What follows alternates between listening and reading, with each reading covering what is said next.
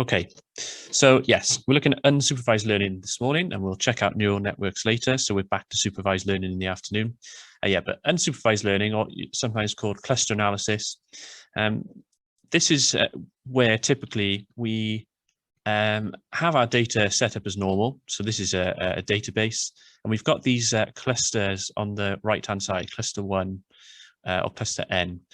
But in reality, when we're in the position of doing unsupervised learning, it's because we don't really know what labels we're after in the first place.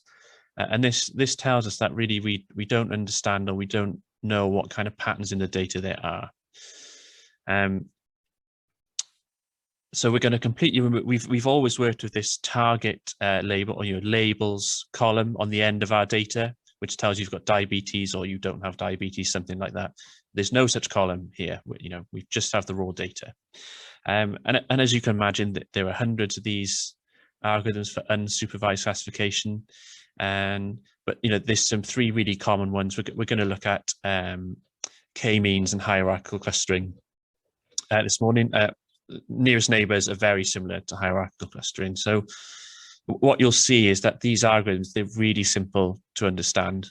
I think the main thing about unsupervised learning is that once you cluster your data in a certain way, you have to go into each cluster and really explore the data to find out what the resulting clustering has done. So the notebook that we have 2 notebooks on cluster analysis. The first one is going to look at exploring our data after we've done some clustering.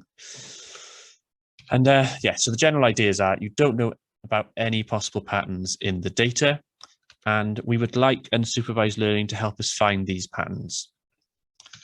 There's still going to be some optimization going on. So, all through the week, when you do machine learning, regression and all that stuff, you're optimizing something. So we're going to be optimizing, try and find the optimum number of hidden clusters in our data.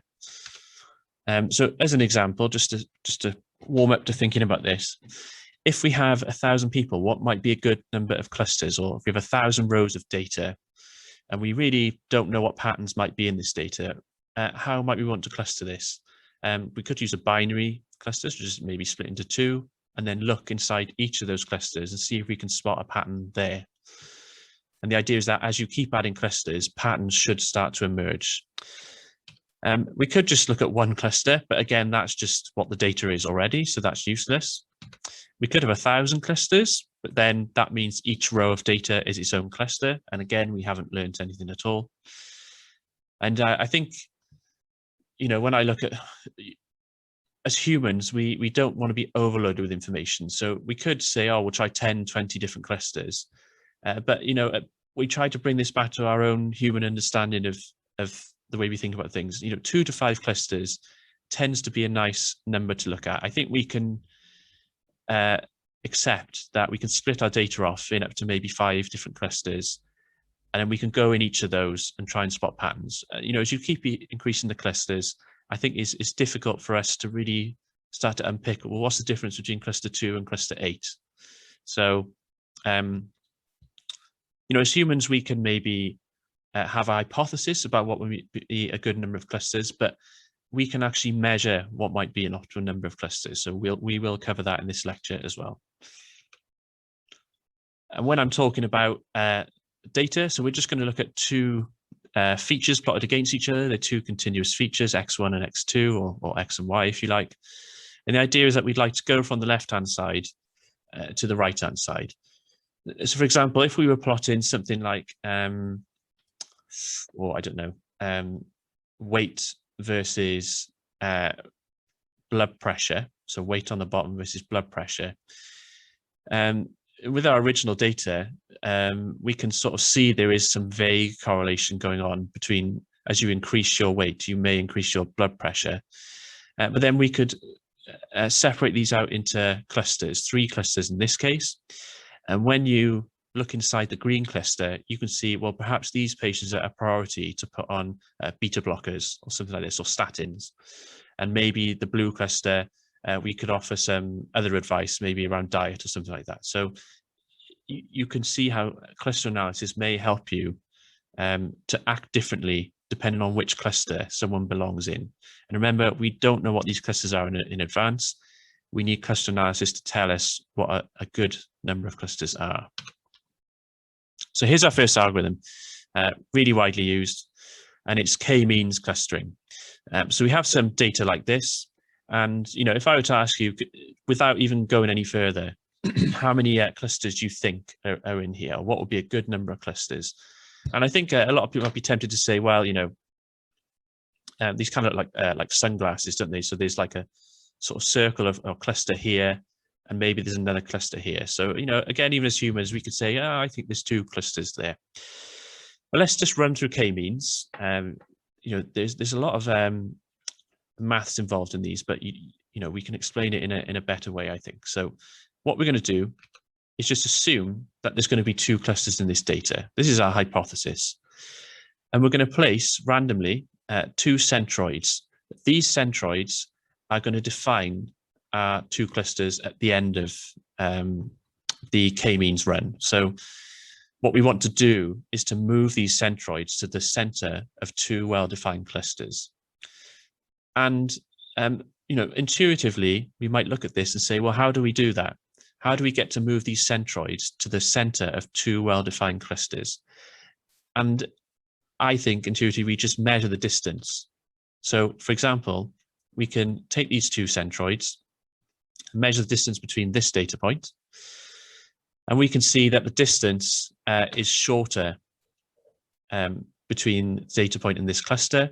So what we're going to say temporarily is that this data point is going to belong to this cluster, and we keep doing this for every single data point until we decide, okay, this is how we've done it. We've measured it purely on distance, pretty easy to get through your head, and these temporarily belong to these classes. And now what we can do is we can take the mean. So if we take this red group, we can take the mean position. There will be some position here, which will define the cluster. And that's where we move the centroids to. So currently, with these red dots, we calculate the mean position, and then we move the centroid there. But you might think, well, we've done it now, we've solved it. How easy was that? And, this looks pretty good to us, but we can go a bit further. We're just going to repeat the process again. And now we start to remeasure the distance between the data points in the cluster. And it might be the case that the distance now between this centroid and this data point is actually closer to the blue class.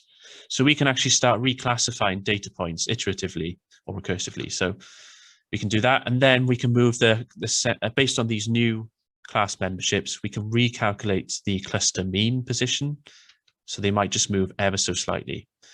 And we keep doing this until there's no change in membership. So really simple idea. We're just measuring distances between data points and clusters, centroids, and we just do this recursively until there's no more movement. Hello, Aaron. Hi there.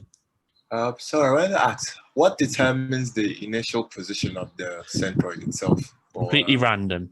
You can do it randomly. Okay. Yeah. So, but we can also choose where it starts from. Yeah, you could do. If I think the attraction of unsupervised learning is that there's no bias. You just get the machine to do it. Just put random points in, and you can do that. But if you wanted to control this, you could absolutely drop the centroids in where you want. I just let the computer do it. Just do it randomly. Okay, thank you. So any questions about k-means? I think it's pretty simple. Okay. However, this is the real discussion points about cluster analysis. Could there be 3 clusters in the middle? And there's no we could argue over this as humans. You can say, well, I think it's 2, I think it's 3, and both would be a pretty good approximation of the data. It could well be, but there's a way we can formally measure this. And if we did end up with 3 clusters, we could measure the distance from the centroid to all the data points within its own class. So this is probably a bit easy to go by.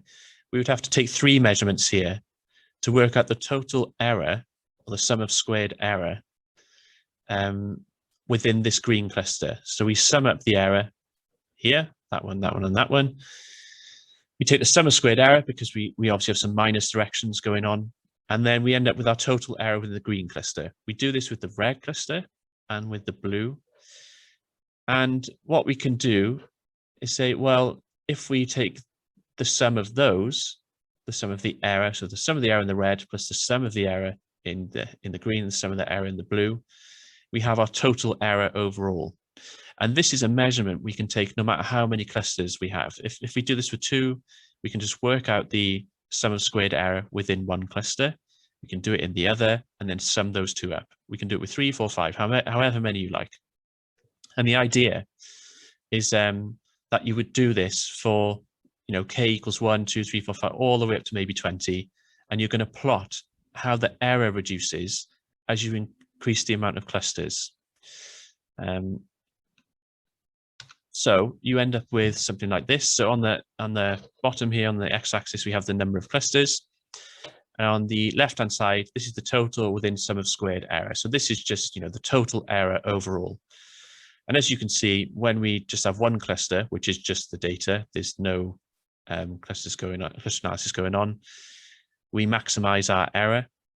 And at the other opposite end here, when we use 10 clusters, we will get the lowest error. And if you keep going all the way down, remember I said if you have 1,000 rows of data, if you have 1,000 clusters, you will have 0 error. But that's that's meaningless to us because we're no closer to understanding if there are subgroups in our data if we have 1,000 clusters. And so this kind of plot is sometimes called an elbow plot. So you can see here, if this was your shoulder coming down, then this is our elbow and our hand. We want to try and find the elbow of this graph. And we're going to say that in this case, maybe number 4 was the optimum number. Again, this is not an exact science because someone may come along and say, I think it's 5, I think it's 3. But what you really need to do in this case is if you've arrived at 4 clusters, that's when you can go in and explore the data within each cluster. So the notebook that we're going to focus on first, first notebook, is going to try and explore data within each cluster and compare. So I think that's pretty clear. That's k-means in a nutshell. It's a really simple algorithm. I think what we'll talk about more is just how you can use it in certain situations. So I mentioned that we're going to use a database situation, just an Excel sheet style analysis. And then the second notebook, we're going to use k-means to do some image segmentation on some, we've got a slide of someone who has lesions, possible multiple sclerosis. So we're going to, 2 completely different situations, but k-means can be utilized equally as well. So just to mention, when we talk about measuring distance, so our data could be skewed in some way. And if we see here that even though the distance from the centroid or the mean is equal between these 2 data points, this is equal distance, because of the skew of our data, we would conclude that this data point is an outlier and this data point is well within in the cluster. So there's different ways of measuring things. So we got I tried practicing saying this morning. So the Mahalanobis distance, and what you can do, it's just a distance transform function. So what you can find in these k-means implementations in R is you can use various different distance transformations. So it's just to make you aware that you should plot your data first. We had our original cluster on the left, and then on the right hand side we had 3 clusters, and you just need to look at your data, plot it first across a few features, and see, oh, there's a lot of skew there. I need to choose a distance transform. Okay, so that's k-means. The second algorithm, which we'll look at today, is hierarchical clustering.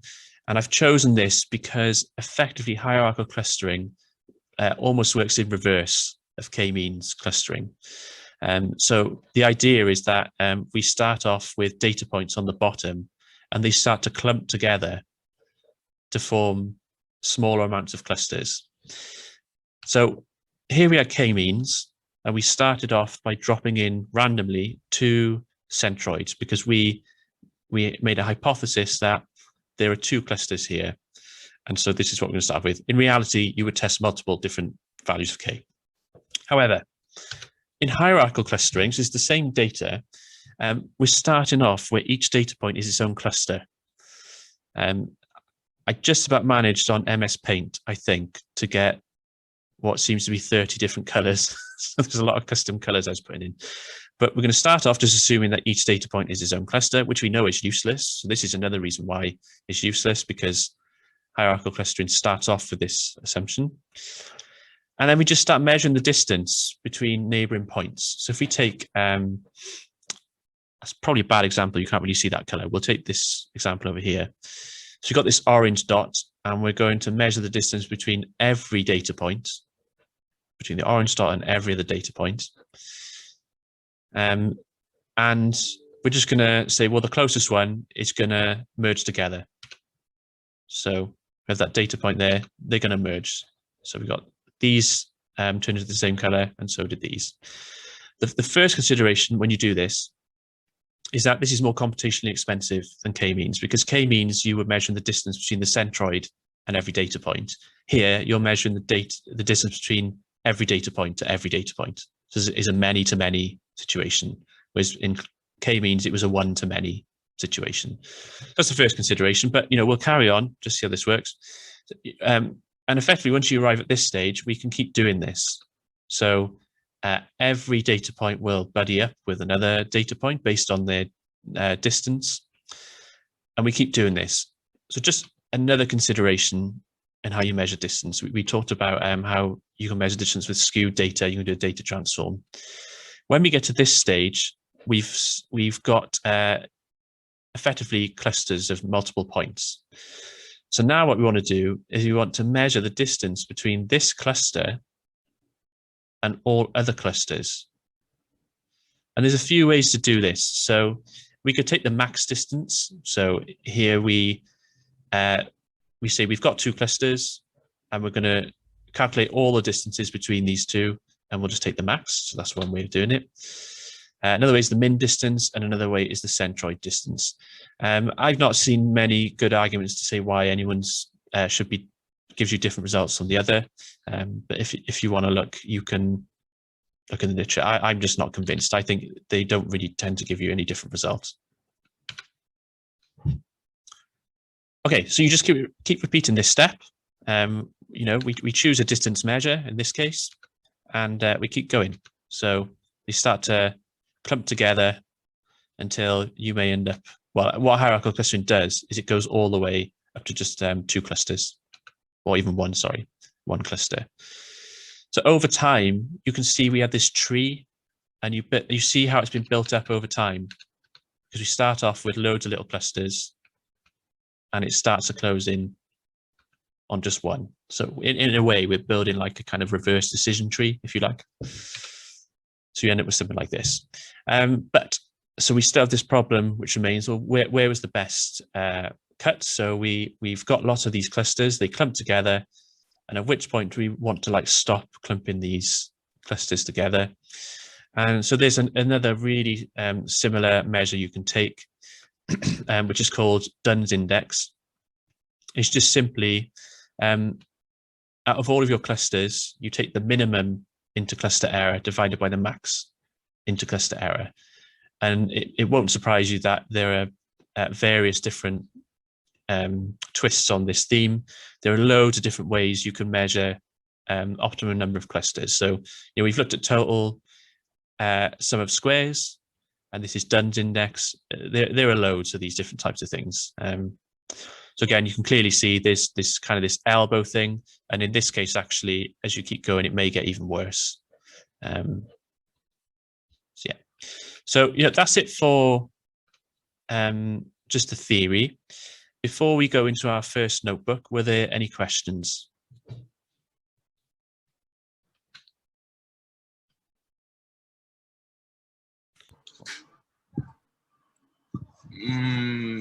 Aaron, I wanted Hi to there. ask, is there any benefit for not cutting, like in the hierarchical clustering? Is there any benefit for not cutting it? Like, let's say, looking at health data, and we're looking at skin lesions, like you said. So different skin lesions all the way down to the top, to that's one single common symptom. Is there a way to look like inversely from the top down without using k-means itself, with the hierarchical clustering itself? Well, I mean, k-means is ideal to look top down because you start off with one cluster or just the original data, and you start adding in more subclusters. Hierarchical clustering, you start off where every data point is its own cluster, and you definitely do want to make a cut in the case of hierarchical clustering, because if you just leave it go all the way to one cluster, you just arrive at the original data set again.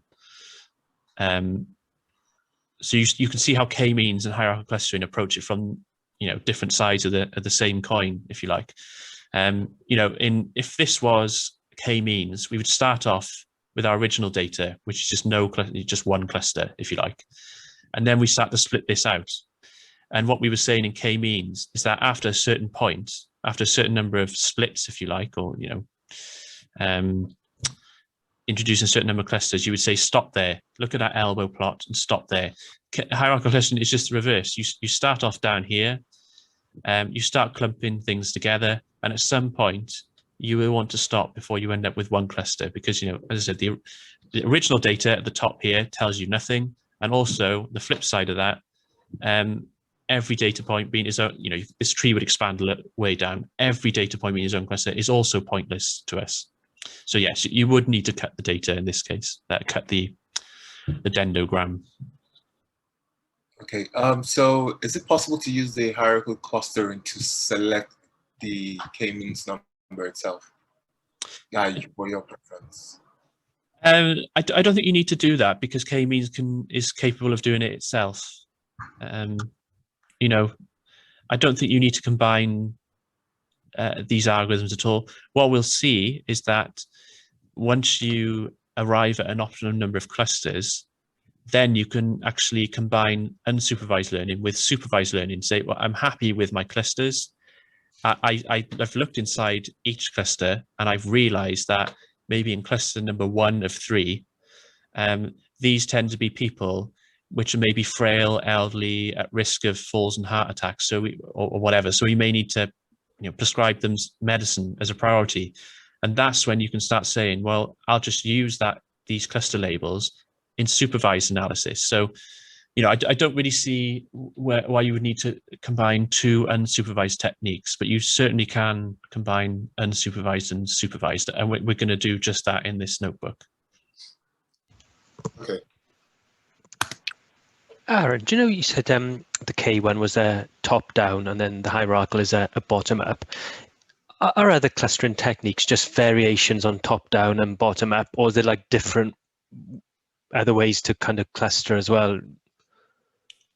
Yeah, so there's I mentioned another one called K nearest neighbors, and again, K nearest neighbors would start off with this basic idea, and they are just variations on these themes. I've chosen K-means and hierarchical clustering because they're the 2 main strands, if you like. But when we run the caret, there was a function in caret where it outputs all the possible models you can do. As you can well imagine, there are hundreds of these things, and they're all variations on existing themes.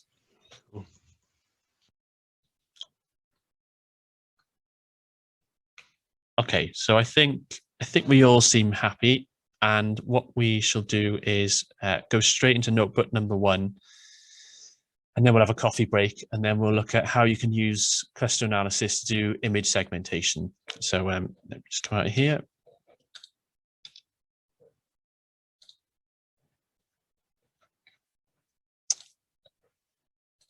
Okay, so this notebook now should be on the front page. Make sure. Thank you. I didn't press anything then, I assure you. So yeah, as long as you're on version 23, there you go. We're going to look at this notebook here, Unsupervised Learning with databases. I say databases, what I mean is just like Excel style data in this case. Okay, so the data set we're going to look at today, because we're nearing the weekend now and I'm thinking about wine and beer. So we're going to look at the wine data set and we're going to try and cluster different wines together based on their flavor profiles and things like this. But just keep in mind, you could absolutely apply this to healthcare data. And the second notebook we'll look at, we'll be looking at lesions in MS. So just a brief break from healthcare data. We're going to look at wine data. So there's a few libraries that we want to put in. So one is cluster. So this has some clustering algorithms. This is actually for the hierarchical clustering. K-means comes part of base R. This library called Facto Extra is some visualization tools on top of cluster analysis. And again, what I'm doing is I'm setting a global plot size because I think the default Kaggle plots, they're too small. So we load our packages and this is our wines data set. So you could use this for supervised learning. I think it was originally used for this. What we're going to do is just remove this column so we simulate an unsupervised learning situation. Yes, hi. I don't think the wines database is available on our sheets. Let me just check. I did make it public just now. I don't think the data has been added. I'm just adding it myself now. So it's quite easy. You can just copy the file data, I think, and you can just add it to add data and it will work, I think. So it's not automatically up here? It wasn't on my side, no. I had to add it. Oh, that's interesting. Okay, so if I paste the link into the Zoom chat,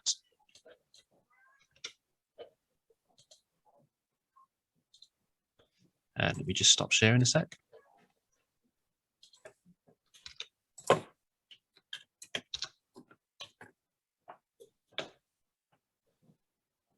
Yeah, so I've just put the data set in the Zoom chat there, and then we'll continue. Okay.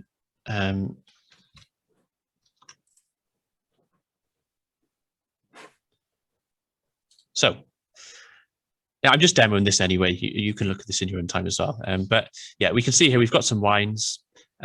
They come with some labels, but we're going to remove these. But you can see the sort of profiles looking at, alcohol level. I mean, who knew there were so many ways to describe wine? Ash, I don't know what that is, flavonoids. You can easily see how this might be a healthcare data set. So you have, patients, you have blood pressure, BMI, and so on. Just that data, as I said, we're going to just remove the first column. So this is how you do that in R. Hi, sorry, did you send the link to the chat? Because I don't see it. Yeah, I'll just, I can resend it now.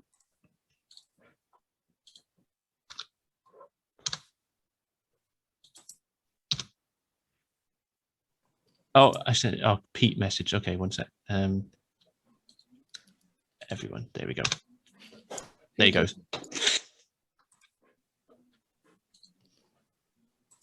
Pete causing all sorts of problems there. Yes, so we just removed the first column because you want to simulate an unsupervised situations. This is how you do it in R. You just do minus the column index. Pretty easy. And what we're going to do is we're going to plot histograms of each feature. So we're just going to, before we do any clustering, we're just going to try and understand. And, you can do this in many ways, but I quite like looking at histograms and seeing what the profiles are of each feature. I think even when you look at a data set on Kaggle, it does that for you. But we're going to look, just write a bit of R code to do the same thing. So we're just going to pump our wines data set into this gather function, because at the moment, this is in wide format. And on the data visualization module, you were done with Associate Professor Richard Fry, who's now Associate Professor. You would know that when you use things like ggplot in R, it prefers in long format. So what I mean by long format is it should look like this. I'm getting a bit of background noise in someone's mic. If you wouldn't mind muting. Thank you. So we go from this wide format to long format. And the way we did this with the gather function. So this comes from dplyr.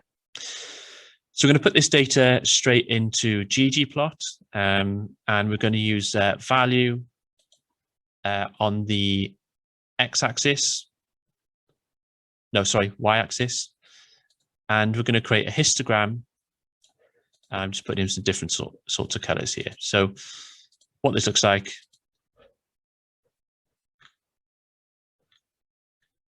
Don't worry about it, it's just a warning. I could choose a different bin width.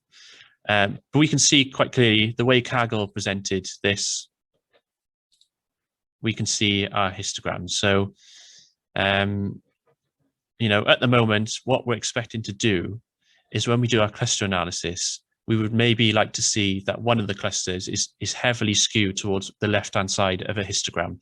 So we can start seeing the sub-profiles within the clusters. So this is our data that we want to work with. Let's do some clustering. Now, one thing that we might want to do is scaling. So when we had our original cluster analysis, this data, we're plotting one feature against another feature where there's no skew there at all. So we talked about ways you can handle skew. You could use a different distance transform, but there's another way you can do it, and that is you can normalize your data, so you can scale it. So in this scale function, we're going to take all of our different values. I mean, we've got one column here, which ranges maybe from like 1.5 to 3, but we've got another column here, which goes all the way up to 16. So there's obviously a skew there if you plot those against each other. And what we're going to do is just use this scale function. So we'll see what that looks like. And there you go. So we've scaled our data. So we're trying to get rid of the skew. So this is another way of doing it. And then this is the k-means function. It's super simple. So we've got k-means, and we are going to just make a hypothesis that there's going to be 3 optimum clusters. And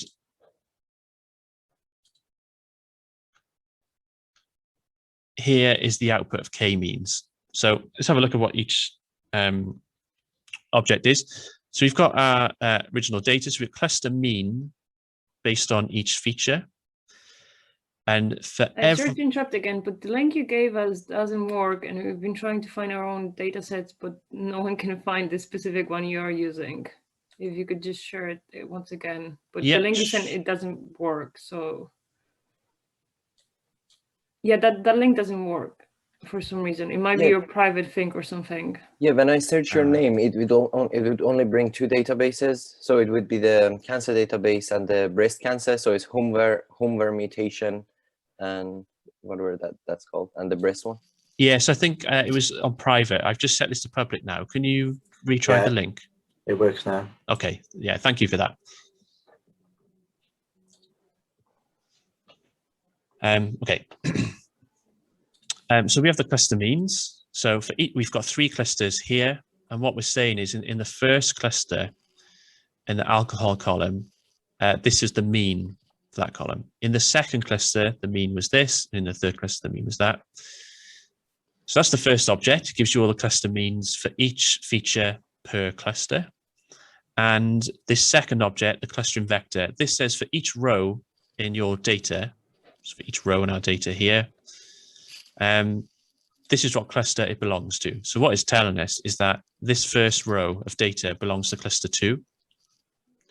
And we've got the total sum of our error.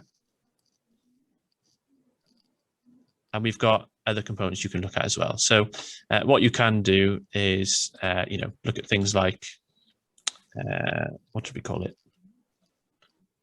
Wines K.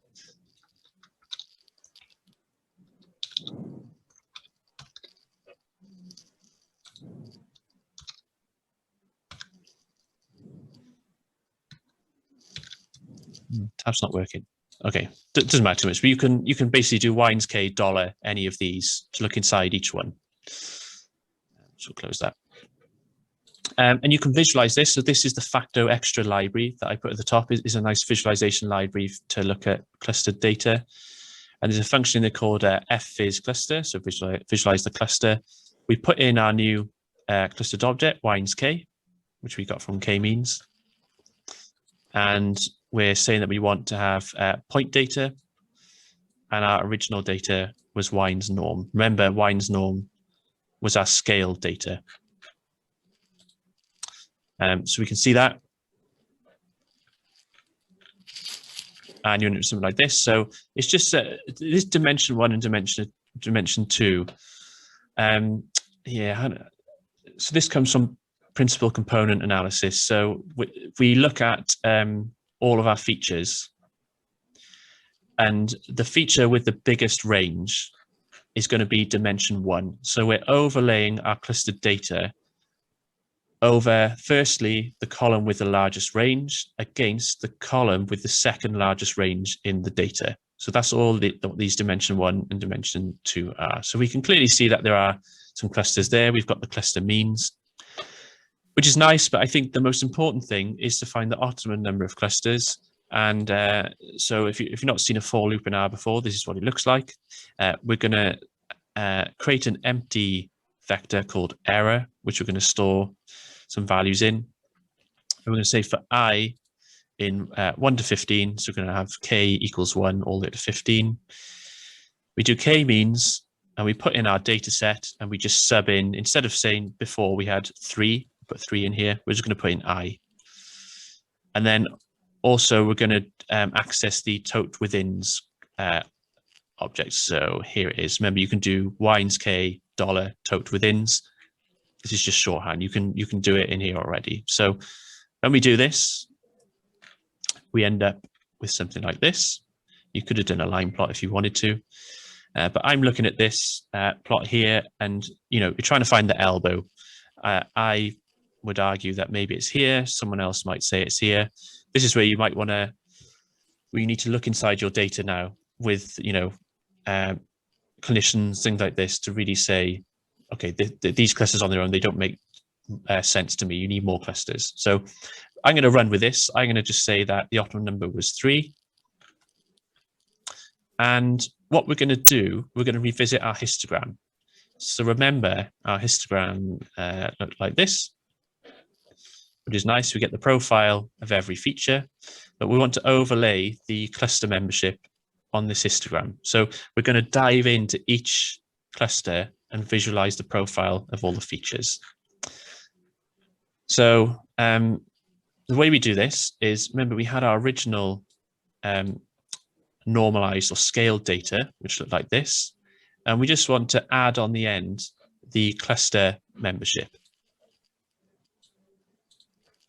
So we get this thing here. I don't like this. Actually, you can say label. Actually, I won't do it here.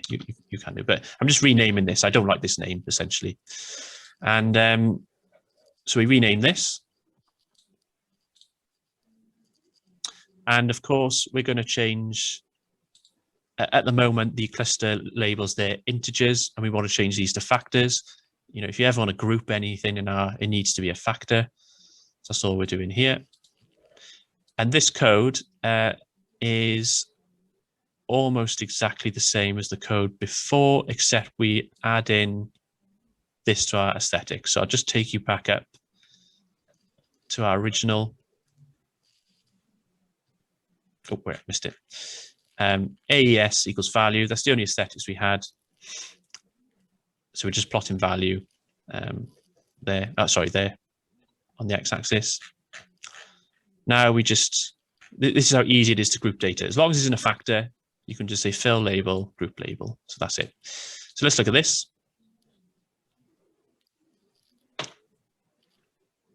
You could make this transparent, I guess, to see through, but what you're essentially looking for, so this is a good example. OD, we've got a cluster which clearly favors lower values of OD. So to translate is a healthcare situation, you might have in cluster 1, or the red cluster, these are people which have low cholesterol. lower cholesterol than the other two clusters. Similarly, if we look across, this green cluster here in proline, this could be people which have really high blood pressure compared to the other two clusters. So you can start to see patterns within the groups that maybe, one of these groups, these are the old, frail people, or people which maybe you should prescribe a statin as a priority to, things like this. So yeah, this is kind of what cluster analysis is about. We've run with 3 clusters. I looked at my elbow plot, and even though I know we can keep reducing the error, I chose 3 clusters. This is my result in histogram.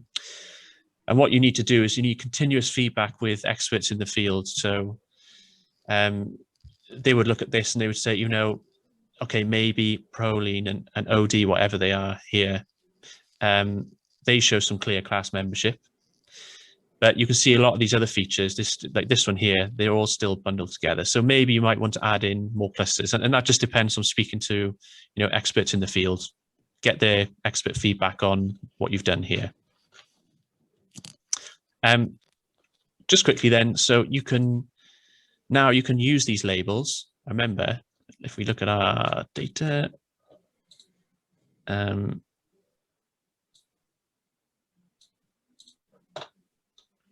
we've arrived at a situation where we can do supervised classification again. As long as we were happy and the clinician or whoever you're working with is happy that these labels nicely split the data for you, then you can just use unsupervised learning. This is our typical label column, breast cancer, yes, no. In this case, we've got a multi-class situation, but that's fine. So all we're doing here is we're just going to assign this into I just don't want to overwrite the previous. So I'm just going to, as before, bind together our original data with our cluster. So this isn't the scale data anymore. This is just our original data. And I bind the cluster to that. This is going to be our classification label. And again, you've seen this code before. This is just training and test data, random forest. You could use Caret and go to town on it if you wanted to. And you end up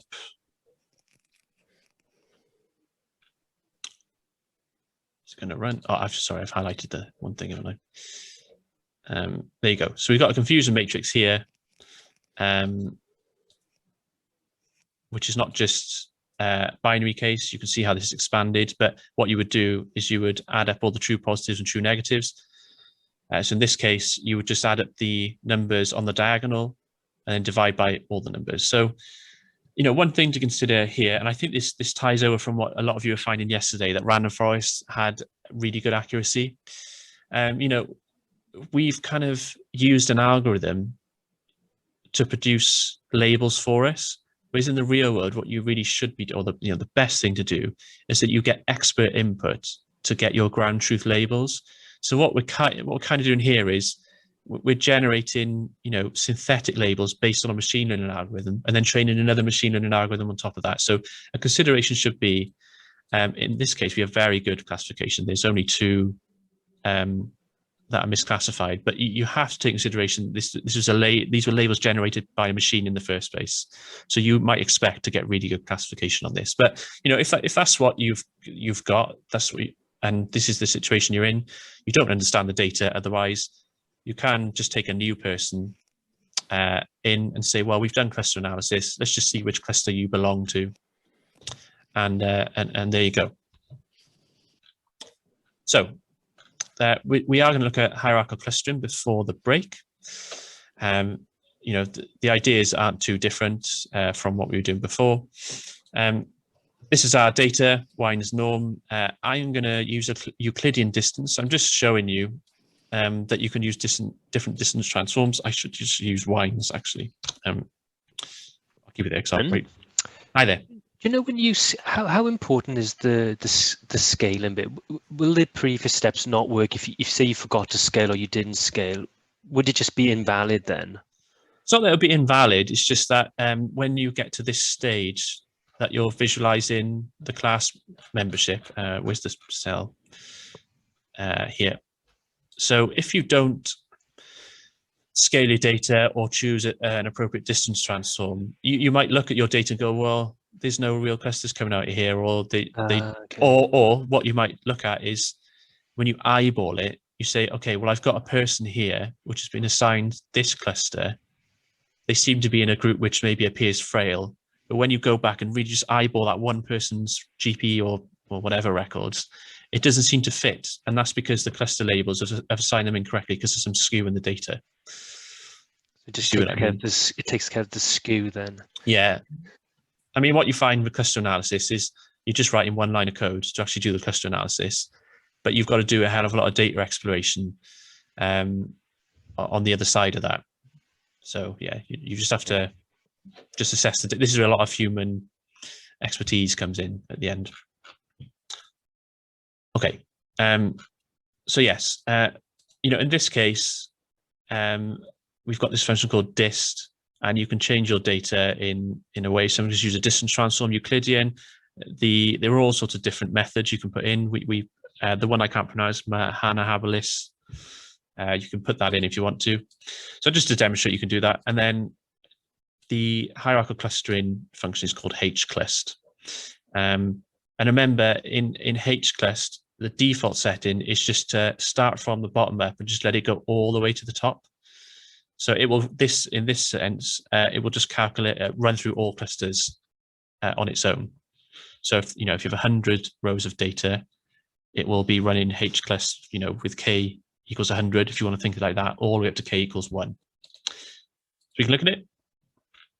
This is our dendrogram.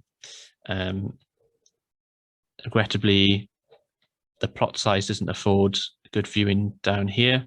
You can see what's happening. It started from the bottom up, and it started to clump things together until there's just one. You get back to your original data.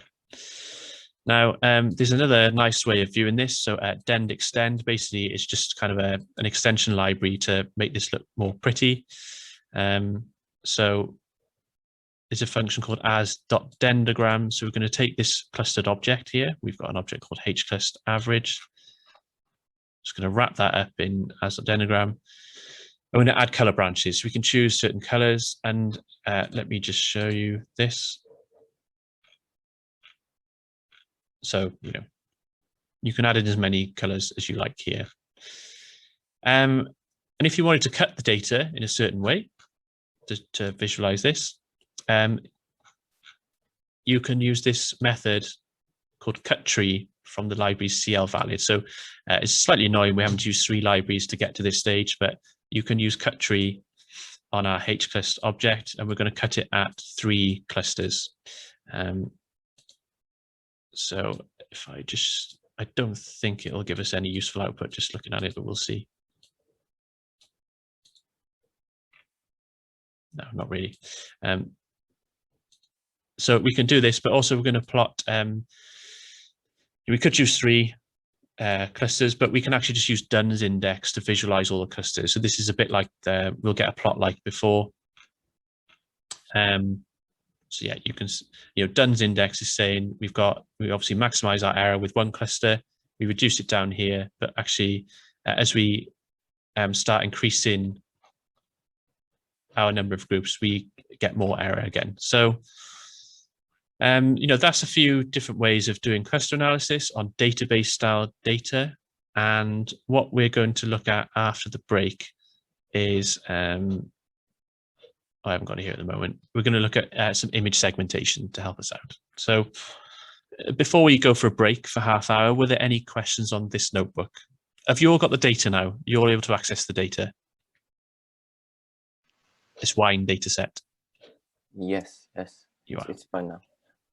Good stuff. Okay. So were there any questions on this notebook?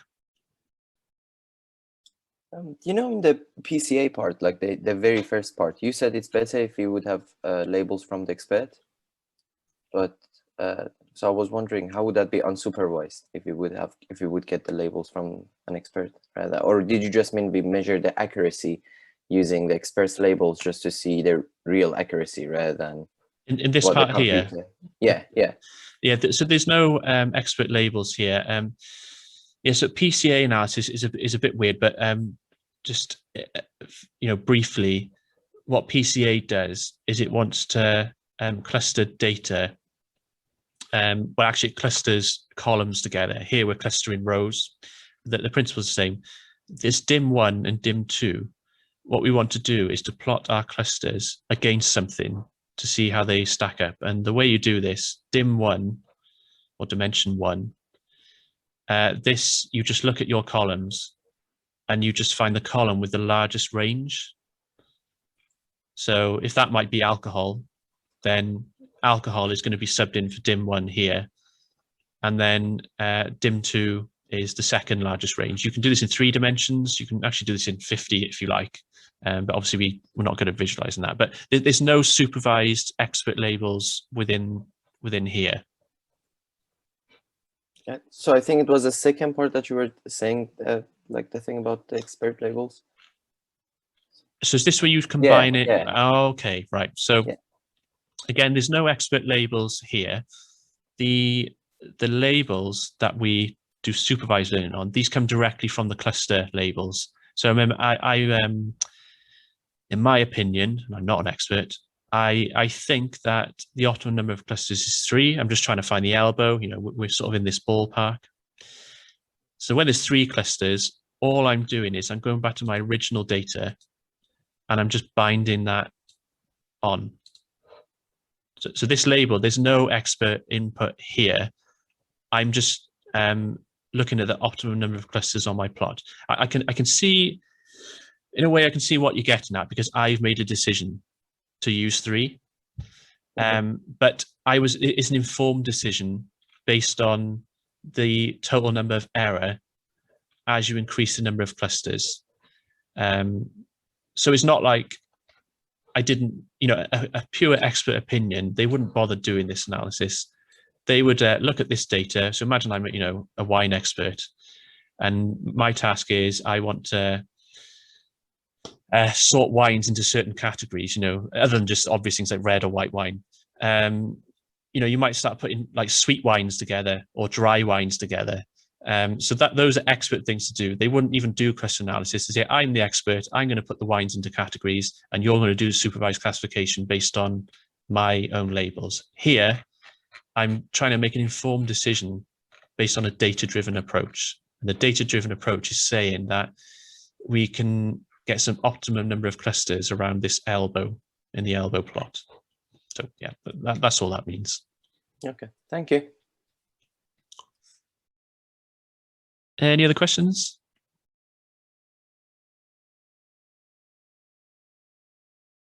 Okay, so in that case, I make it at just kind of 25 past 10. So we will return at 5 to 11. Cheers, guys.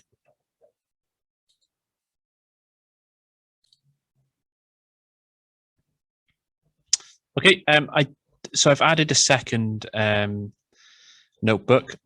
Please just make sure you're on version 24 of the homepage. So just go to the homepage, refresh, and you might get the banner at the top saying you're not looking at the latest version. So just click on that.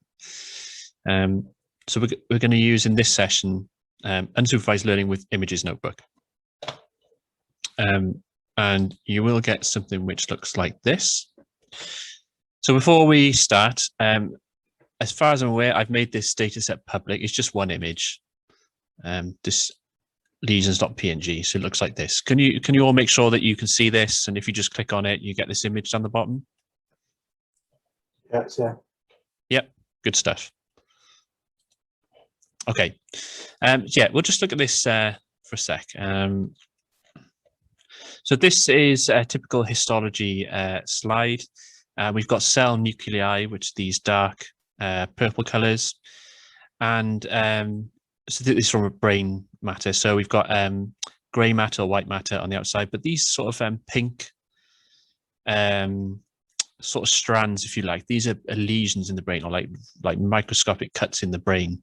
And so there are, we all accumulate these as we get older, but certain diseases like multiple sclerosis, you will uniformly see these lesions if you take histology slides of the brain.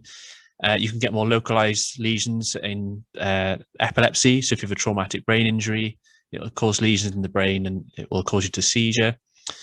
And, you know, what we might be interested in this case is working out how much of this image contains matter with lesions in it. And, you know, what I've seen in wet labs is that what we would do is try and estimate or count clusters of these pink colors here, but we're going to use cluster analysis to do something called image segmentation and estimate the total amount of lesion area, if you like, in this image. So that's the aim of the game for this notebook. I will just close this a second. So what we need to do is talk about how images are represented in R. So we've got a few libraries here. So there's one called Grid. So Grid is going to help us represent arrays as pixels, colored pixels, and Grid Extra is just an extension to that. So actually you could just sub in tidyverse. So I wrote this notebook a while back now. You could just do library tidyverse and it will call both of these. Again, plot size, I want my plots nice and big. So let's continue. So we'll just load these in. And yeah, basically an image in R is a 3 or 4 dimensional array. And what we're going to do is going to create a nice test image. We've just got a vector of values. These were completely random. And so it just looks like this. It's a vector in R, just a vector of numbers. And what we want to do, these are going to represent pixel colors. So pixel color is represented by 3 colors. We have a red channel, a green channel, and a blue channel. So we need 3 values to make a pixel color. So for example, this would be the value in the red channel, 0.93. 0.83, this would be the value in the blue channel, and this would be the value in the green channel. I have no idea what pixel color this is going to be. It's completely random. But the way we do this is you want to transform this vector into an array. So I will show you what this looks like. We're just going to force these numbers into a 3 by 3 array. So if we just spot what's happening here, in the top left, so this array is the red channel. So all these are just pixels in the red channel. These are pixels in the green channel or blue channel, and similarly, this is in the blue channel. So this value here is the first value from our array. This value here was the second value in our array. So what we're doing, we're trying to define the red, green, and blue channel for a pixel in the top left of the image. So there's 9 pixels in this image. And as I said, we have the red, green, and blue channel. And so this is this combined with this, so the red combined with the blue combined with the green will form 1 pixel in the top left. So this is like, you know, when you see a nice image, this is what's in the background in R. And what we can do from our grid library, in this object we say called 9 pixel image, if we use grid.raster and our 9 pixel image, I'll just actually turn the interpolate equals false off just to show you why I've done this. If you run all this, we get a blurred image. This actually come from 9 pixels. The default value for grid.raster is interpolate equals true, which means it tries to blend in the colors together. So the reason why I've used interpolate equals false is you can clearly see the pixel colors. Okay, so you know this is just like basics of how pictures are represented in R. And we were talking about with the lesion slide, sort of the middle pink color, not the dark purple or the white, the middle pink color. We would like to isolate colors like that and try and estimate how many pixels are filled with that color. So, you know, here is a really simple case because these are all clear-cut colors. And there's a little piece of code down here which just shows you how you might isolate the blue pixel, so this pixel down here. And we can just put some values in. So if we go back to our array, the blue pixel down the bottom here is represented. This is its red value. This is how much red goes into that blue pixel. This is how much, oh, so this makes sense. This is how much green goes into that blue pixel. And this is obviously how much blue goes into that blue pixel. So to isolate that, we can subset our three-dimensional array. We can say that in the first subarray, so this is the red channel, and we denote this, we leave all of our values in, but we just want the first array. So this is how you subset. So we get the first array there. You can see it there actually. In that first array, we want the value to be equal to this, because that was what our blue pixel amount of red into our blue pixel was. And we continue in the second subarray. We want this much green, so we put it equal to this, and so on. So if you run this, you know, we can see that we've isolated the blue pixel here. You can get this to go into grid.raster if you want to, but I don't think it's too important for this. So, you know, this is how we build up images in R. We can pick out certain pixels by using the color value. So let's read in our lesion slide and see why we have a much more complicated problem. So we read in from using this read PNG function. So this comes with base R. We can do something called dim his slide, so we can get the dimensions of our slide. This means that we've got 441 pixels across by 619 down. It could be the other way around. Yeah, so actually it's 440, you can see here, 441 down, it's shorter in length, and 619 across. But there's 4 dimensions here. So we had 3 before, just red, blue, and green. What you can also do in R is have a transparency channel, or an alpha channel, if any of you ever messed about with Photoshop or anything like that. We don't need that for these purposes. So what we're going to do is just remove this alpha channel. We don't need it.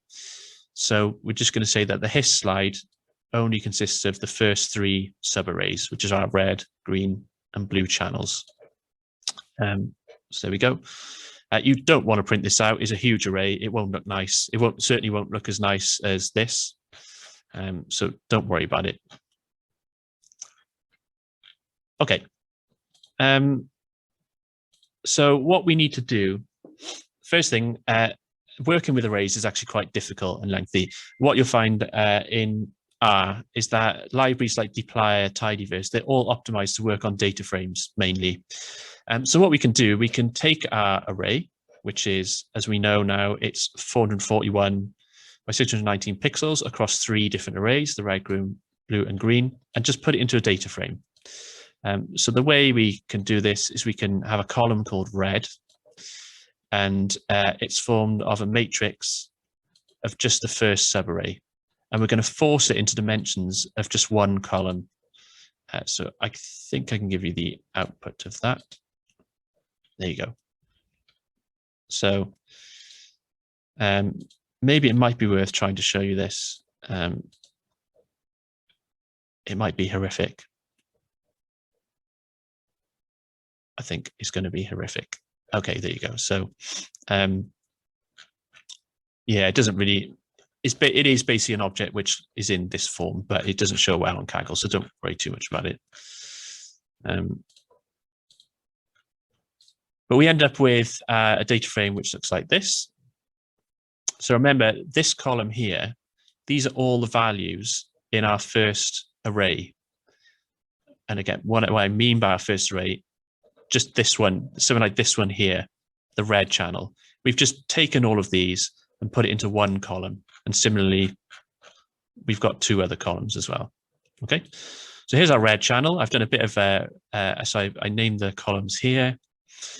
And I've just put a little row. So if you're interested in putting output to the users to see what's going on, you can do that here. And I've just said that there are a total then of this many pixels. And that is just simply that calculation there. So we can do a quick check. If we have 441 by 619, just multiply them out as this. when we put it into a data frame, we have the same number of rows. Obviously, at some point, we're going to have to build this back into a three-dimensional array. But at the moment, this is good because we can use all the dplyr, nice tidyverse dplyr chains and things like that to manipulate this data frame. So why would we want to manipulate this data frame? I mean, what's wrong with it? We can actually check how many unique colors there are. So there's a nice way in R just to get unique rows. So even though there are 27,000, whatever it is, rows, I had a Priti Patel moment there, you can actually find unique number of rows with this. So a lot of these rows are duplicated. What this means is that there are 47,000 unique colors. Here we only had 9 unique colors. And what we're trying to do is pick out all these little strands, anything which is like a kind of middle pink color. We're defining these as lesions. And so, we have a problem here trying to pick out those just by color. And it is a really big problem because we have 47,000 colors. The idea is we're going to try and use k-means, or you can use any clustering technique to try and reduce the number of colors. And this is known as, a form of image segmentation. By the way, if anyone is still a bit new to dplyr and things like this, I think this demonstrates quite well what we're doing. So, for ages when I was doing R, I used to program like this. I still do now and again. This is just like, a maths equation. So you have, the object at the middle, you take a function of it, and then I need another function again. But you can do this in dplyr like this. In fact, I don't even need those brackets there. So whichever way you prefer is up to you. Okay. So we said we had around 47,000 different colors. We can visualize those. We have 3 colors, so I'm not going to do a 3D plot. I'm just going to plot the red channel against the green channel. It's going to be points, and I defined the point size there, and I'm turning the values into RGB. So there's a nice function which takes raw values and it will turn it into a color for us. So we can just plot this. Sorry, I don't want to highlight that.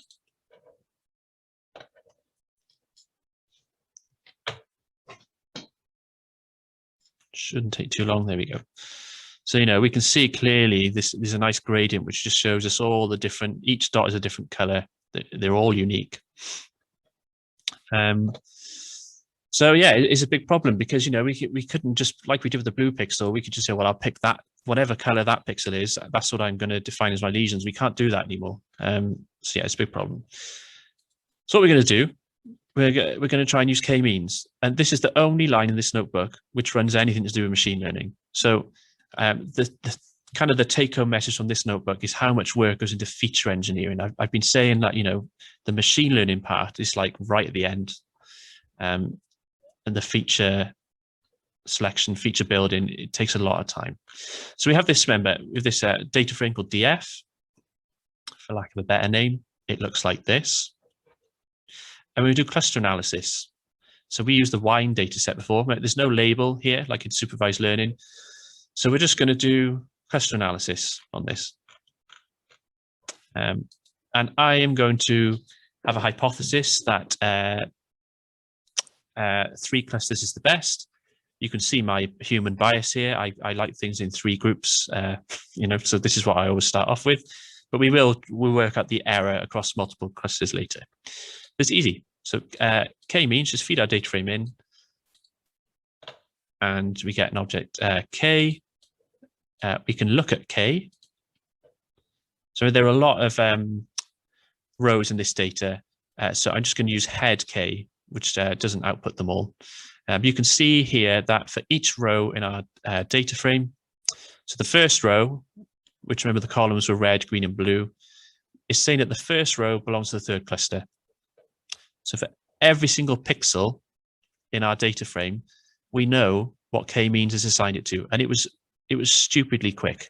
So even though there's lots of data in there, it was really, really quick. It's because it's a simple algorithm. Okay, so we have the cluster membership. So we have our 3 clusters here, and it's given us the mean color value. So the mean color value for the first cluster in red channel is this, and the mean value for the first cluster in the green channel is that. And essentially you can probably see what we're doing here, especially if you've run the notebook further down. We're trying to just recast that image in 3 colors only, instead of the 47,000 different colors there are. Again, we have the total error, so we can look at this a bit later to try and optimize on this value. And we have the error just within each cluster. So again, in cluster 1, this was the error. And you can see that in one of the clusters, there's more error, maybe like double the amount of error than the others. So this might tell you, just looking at it this way, you might need a 4th cluster because, these are similar error, but this is a lot bigger. Okay. So from there, we've done our cluster analysis. What we would like to do is assign each pixel in our data frame. Remember, this was our data frame before. We want to add in our cluster label on the side. So the way we can do this is pretty simple. We've got a data frame of our case centers. Remember, here are our case centers. And I'll just show you that we can make a data frame. We add this additional column. We just put the labels in. So it would have been nice, actually. You could use the row index if you wanted to. I've just used C equals 1 to 3, just a vector. So I've just binded those together to create a data frame called colors. I'm going to change the names. I don't want to keep them as red, green, and blue, because in our original data set, they're called red, green, and blue too. So I don't want to overwrite or confuse things. So I'm just going to add a .c. This is my naming convention. You can do whatever you like, just to denote that this was the cluster color. Okay, so I just rename, and this is my final data set. So when I see red.c, this means the cluster color. So everyone okay so far? I know we've done a lot of data transformations. Before we go on and try and rebuild this image, were there any issues? Okay, so hello, sorry. So you're creating a new data frame to try to rebuild the image, or you don't? Yeah, the reason why I put this into a data frame, you don't have to do this, but as you probably discovered, a lot of libraries, things like the tidyverse, dplyr, things like that, they all work on data frame rather than arrays. You can probably find some really convoluted ways of doing what I've just done with arrays. But for example, I think that the best way to hammer this point home is that k-means, the first argument it accepts is a data frame. It doesn't accept an array or anything else like that. So the only reason I've transformed our original image into a data frame is just so I can manipulate it and do the k-means. Okay, so why are you creating the colors data frame? Exactly. Yeah, so what I want to do next in this cell is I would like to join this table with my original table, because what I want to do now is I want to replace the raw pixel images, and we know there are 47,000 colors. I want to replace those with our new cluster colors. So I'll run this cell, this one here. This is where we're at now, and hopefully it'll become a bit clearer. So if I just show you the raw output.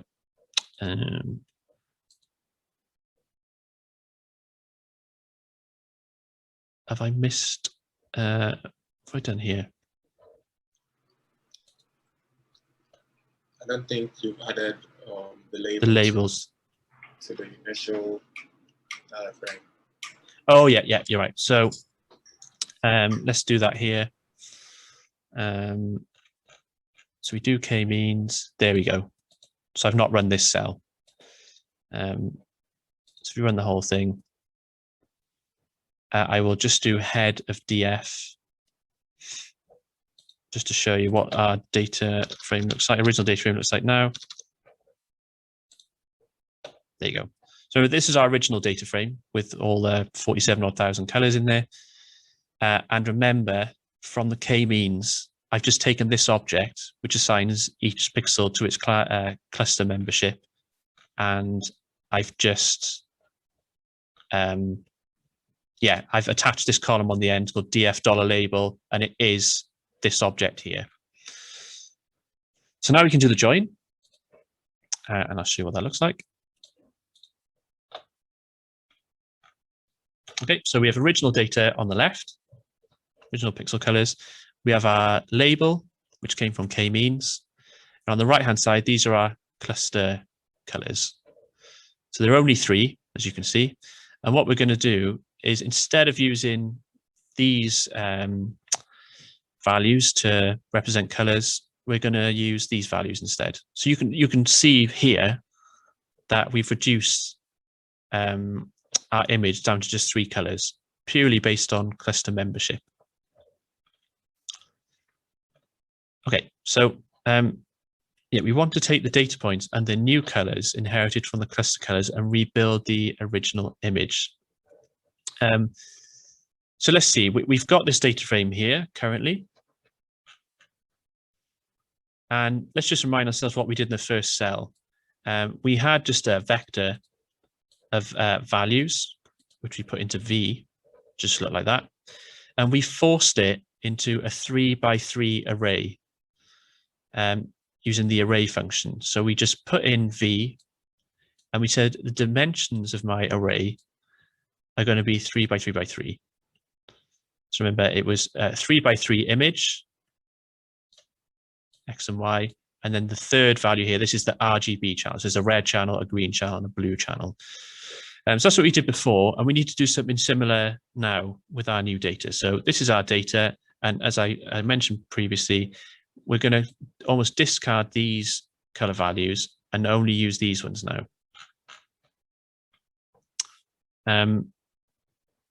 So we take our 3 columns that represent the cluster colors. We turn the 3 columns into just one vector, like here, one vector. We're going to turn these 3 columns into one vector, and then we're going to slot the values into an array which has the dimensions of the original image. So let's see how we do this. This is just the raw output. So we have our data frame, and I'm not going to do it on all the, 270,000 rows of data. I'm just going to demonstrate how you do this on head. So we'll see the first 6 rows. So we take this. Did I save this? 1 second.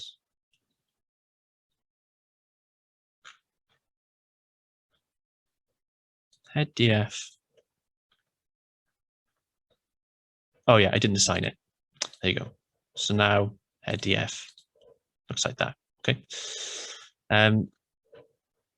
So yeah, let's go through this. So there's a dplyr chain. Again, you could have rewritten this by just using loads of brackets.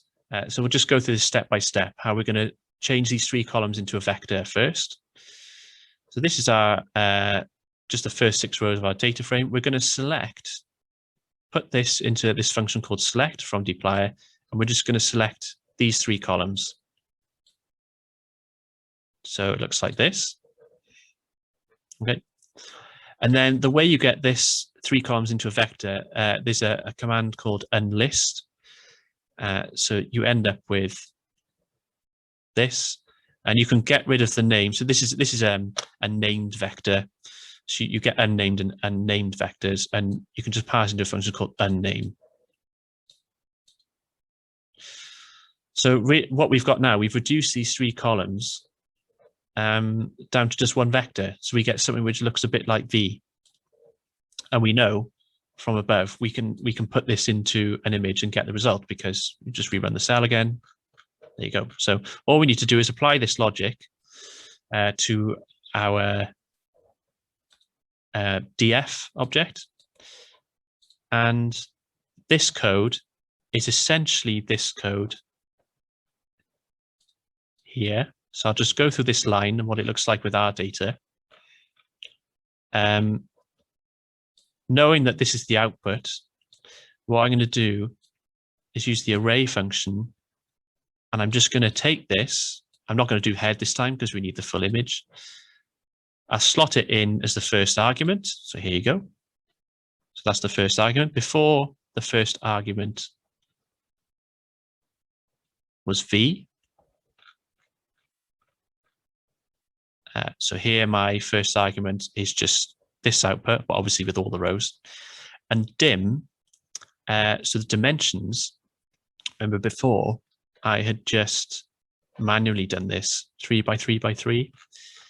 Well, we can just use dim to get the dimensions out of original slide. So we're going to do that, and we can see the output. And it looks like that. So obviously, you know, we're missing some detail. If we look at our original image, it's not too big. You can see there's like little strands where the lesions are very thin. We kind of miss that detail from our segmented image.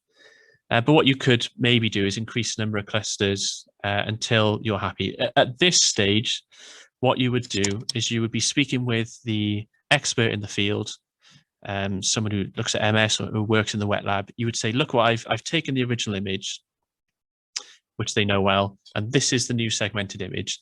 Do you think this is useful in determining the area of the lesions, where the area of the lesions is this sort of middle purple color? And you need the feedback from them at this point. They might say, you've lost too much detail for me, which means you need to increase the number of clusters. So you could use their opinion in that way. What we will look at in a little bit is how you can do the error in a data-driven way using the sum of squared error. But anyway, just to get a reference, we've got this image, we're quite happy, and we want to get the total area of this sort of middling purple image. But it's a bit difficult to tell from our cluster colors. If I just scroll all of it. So we got given this kind of output. How do we know which cluster label is that middle purple color? So what we're going to do, we're just going to make a very small image using this table here in exactly the same way we just built this image. So if we just look at our colors object, here it is. And we're going to make a very small image called color palette. And we're using the same thing. So use the array function. And we're going to bind together our 3 columns. So we just end up with a nice vector that way. We could have used this notation actually above. You know, we use a chain to this here. This probably would have worked above as well. And the dimensions, so yeah, here we still have a red, green, and blue channel, but we only have 3 colors. So this image is going to be 3 pixels across, but there's only 1 row of pixels in this case. So if we do that and then view the output, there it is. So label 1 is this color, label 2 is that color, but we're interested in this 3rd label here. So you know, if you needed to go back and just check which cluster was actually the color you're interested in, you can do that in this way.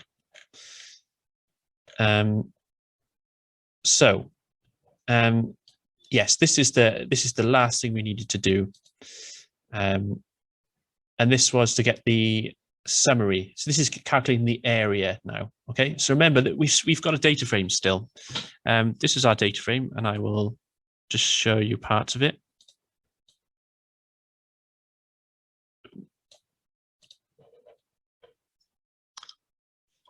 Okay, so remember that for each pixel we have the class membership. We know from above that when it says 3, this is a pixel that we are proposing is in a lesion. So we can just do summary of that. So we get the raw number of pixels. So remember, pixel class 3, our pixel of interest. This is the raw number of pixels. And obviously, if we just divide all of this by the number of rows, we get the percentage. So we can see here that on this particular slide, 52%, times by 100 if you want, 52% of this image is covered in lesions. And so this is helpful because of a few things. So we can take many samples in. So this is just one image. And if we had a sample per person, actually what you'd have is thousands of images, tiny slides per person, you stitch them together. But what you can do, just pretend this is one sample per person. You can read them all in. And some of the people we know had died. And when you took you did the histology on the brain slides, you knew at the time they had multiple sclerosis. You can take people which had died and they didn't have multiple sclerosis by the time they died as a control group. And what you could do is basically rerun this cluster analysis and just take a special interest in the percentage of each slide, which is covered in lesions, or the area. And what you should see, you can plot these things, you should see a trend. You should see that, even as we get older, we do accumulate lesions, but it won't be anywhere near as high as 50%. This is, you would only typically see something like this in maybe patients with MS. And of course, then, if you were happy, and I was trying to talk about this earlier, you could use these labels, if you had 3, as supervised classification. So, when people die and you do brain histology on them, you could just say, read this into my algorithm, and it's only got one feature, which is literally the area of your slide covered in lesions, and do supervised classification. So that you could just really simply do that. Tomorrow we're going to look in deep learning at image classification, and that goes into things like neural networks. But you can still get away with doing image analysis on using really simple techniques as we described here. And I think the point I'd really like to hammer home is that, all of this was just to get one feature, if you like. We had the HumVar data set. It's got like 49 features in it or something like that. We did all this work just to get one feature, one column of data. So this is a lot of work. And that HumVar data set, I said I built that up using doing my PhD, and it took about 2.5 years just to get those features in it, because each feature you had to do something like this. So yeah, machine learning, just running the algorithms, it comes right at the end. And I think people have a better chance of getting hired in a role doing machine learning if they can do some of this kind of work as well, which is usually called feature engineering. So yeah, that's it really. You could try this with 4. Maybe we'll try it with 4. See what that looks like. Where are we?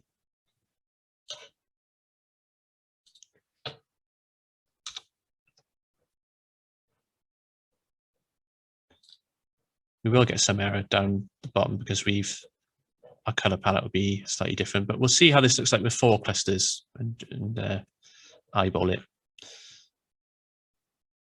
So yeah, so this needs to change 1 to 4.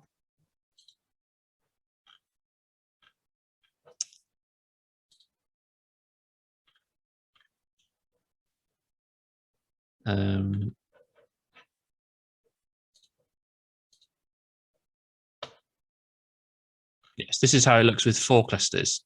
And you start to see, you get these little strands here, so you start to regain some of that detail. And this needs to change to 4.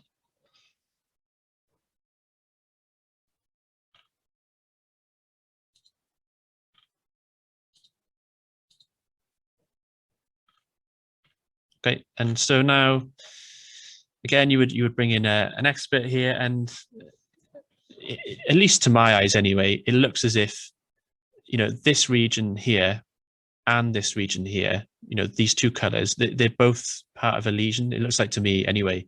So I think we've kind of overdone it slightly. We have to accept there's some trade-off.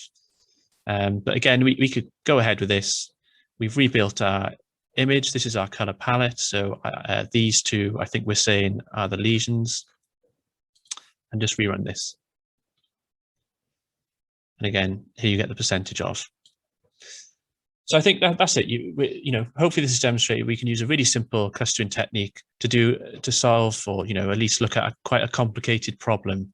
Not everything has to. I know we're doing neural networks, and we're probably all excited about neural networks in the afternoon and deep learning tomorrow. Deep learning is the buzzword at the moment in machine learning, but hopefully this demonstrates simple techniques can actually solve quite complex problems. So actually, we finished a little bit early, and Marcos isn't due to be here until 1.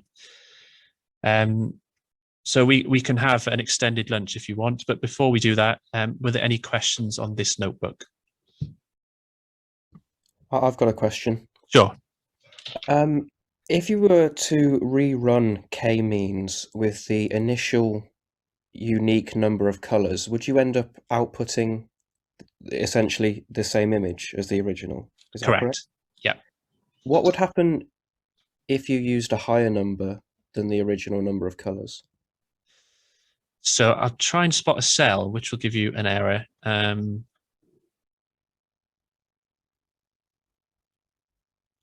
So basically, I think the k-means function would give you an error. Should we try? How many? Should we just put this in? It might take ages, but we'll see. No, that's the total number. The unique number, I think it was 4,000 or something thousand. Yeah, so we're just gonna add one more color. Try and add. So we've got this many colors, but we're just going to try and have the number of raw colors plus 1. Was that the original question you were trying to get at? No. The unique number of colors was 47,000. And I was wondering what would happen if you asked it to find more colors than that. Okay, so we give it a go.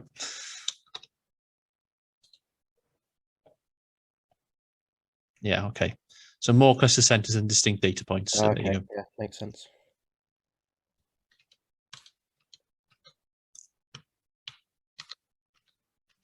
Any other questions? Do you know it? In some of the other techniques, you're doing the kind of the elbow, and you were picking the optimum sort of k number. What sort of point would you do that on here then? Again, that the feedback from the expert then, perhaps, is it? Yeah, so actually you would do that. I've not got the cell, but we'll just nick that piece of code from here, and we'll do it. That's a good point. So let's see. We had k-means df. There you go. I'll resave this. So remember, this is running k-means 15 times, which is still quite quick. So there you go. Yeah. Where's I think it's got 2 elbows, this plot. So it depends what you want to do. But for me, I would just take 3. I don't think you get any additional benefit from going to 4. You could argue 7. But yeah, I mean, at the end of the day, we're just trying to make a pretty simple, crude calculation on the area of this slide covered in lesions. And also, do you know when you did 4 colors, would it be possible to say, do you know, like, we're going to look at 3 and 4, and then would you add up the numbers of 3 and 4 to say that's the amount covered in lesions? Yeah, you could do that, definitely. Yeah. So we had an image. Where is it? We've got that image, haven't we? Yeah. So I think that just shows I'm lazy, because I would just say I'll put it back in 3. It's less code to write after this. But you're absolutely right. You could say, no, I want to. So actually, it's easy, isn't it? Because you just sum this up. sum these two. Yeah. I think that's right. Anyway, it looks right to me. Yeah. Or whichever one he was. Yeah. Cool. Yeah, no, you would do that. Yeah. So Aaron, like from first day, so what all data we are running, basically all columns are like, let's say they are mathematical in nature. I think in real world, we don't get the data in refined way. So like, let's say if you have a data set, we will take example of, there is one Wales data set, GP data set. So there are a lot of columns which are not mathematical in nature. So how would you transform that data? Let's say, do you eliminate totally, or would you still like to, if possible, convert them into mathematical forms? That's a good point. I'm glad you brought this up because I've forgotten, and it's a really important point. Cluster analysis really only works on continuous variables. And you can see why, because it's measuring distance. That's the workhorse behind this, is measuring distances. So thanks for bringing that point out. I'm going to put that in the slide. I'll put a slide on that just to update it. So you would just have to get rid of those. It would be factor variables in R. You wouldn't be able to put those into cluster analysis. Or you could put them in, but it won't gain you any benefit. Okay.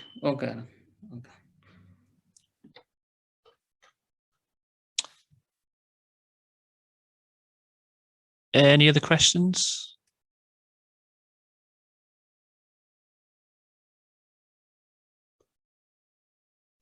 I'm just trying to think other things you can use this. I'm looking at this image in front of me, and it looks very 8-bit, like, Super Nintendo. And I reckon you could like upload an image of yourself and use cluster analysis to make yourself look like a computer game character or something like that. But you could probably do that with cluster analysis.